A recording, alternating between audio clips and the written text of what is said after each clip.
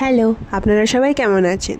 আমরা তো খুব ভালো আছি। আর কিছুদিন আগে গিয়েছিলাম রথের মেলাতে, আমরা সবাই সপরিবার। আর যাওয়ার পথেই নজরে এলো একটা রথ, কিন্তু এত ভিড় ছিল আর যাওয়ার তাড়াও ছিল, তাই একদম ডিরেক্ট পৌঁছে গেলাম রথের মেলাতে, যেটা হচ্ছিল মেদিনীপুরের বিদ্যাসাগর হয়। আমরা অনেক দিন পরই বলতে গেলে সপরিবারে কোথাও একটা বেরোলাম, কিন্তু আমার বাবাকে দেখো 1 কিলোমিটার আগে এগিয়ে গিয়ে চলে যায়। আমি ভাবি যে এটা কি শুধু আমার বাবাই করে নাকি অন্যান্য কারো বাবারাও করে এরকম।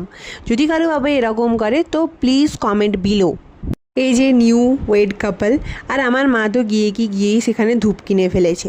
শুধু ধূপ নয়, ওখানে কিন্তু খুব সুন্দর সুন্দর বই ছিল, যে বইগুলো পড়লে হয়তো সুবুদ্ধি হবে, কিন্তু আমার তো সুবুদ্ধি চাই না, তাই আমি পড়বো না। আর এই যে এই বইটা সামনের, এই বইটা আমি আমার মাসির বাড়িতে দেখেছিলাম, খুব সুন্দর বই, একটুখানি পড়েও ছিলাম।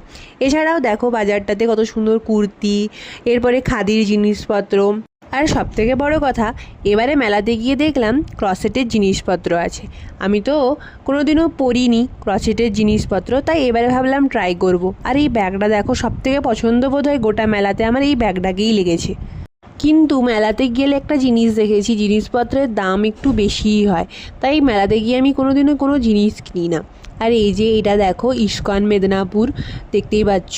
তবে আমার মা, আমার দিদি আর আমাকে একটা করে কুর্তি কিনে দিয়েছিল।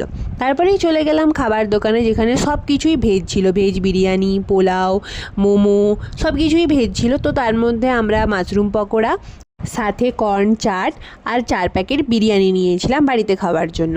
আর আসার পথে খেয়েছিলাম আমি আর মা আইসক্রিম। ও আচ্ছা, দিদিরা তো স্প্রিং রোল কিনেছিল, সেটাও খেয়েছিলাম। এসব খেয়ে আর মেলাতে ঘুরে চলে এলাম বাড়ি আসার পথে দেখি সারা রাস্তায় লোকজন ভর্তি রথ দেখার জন্য।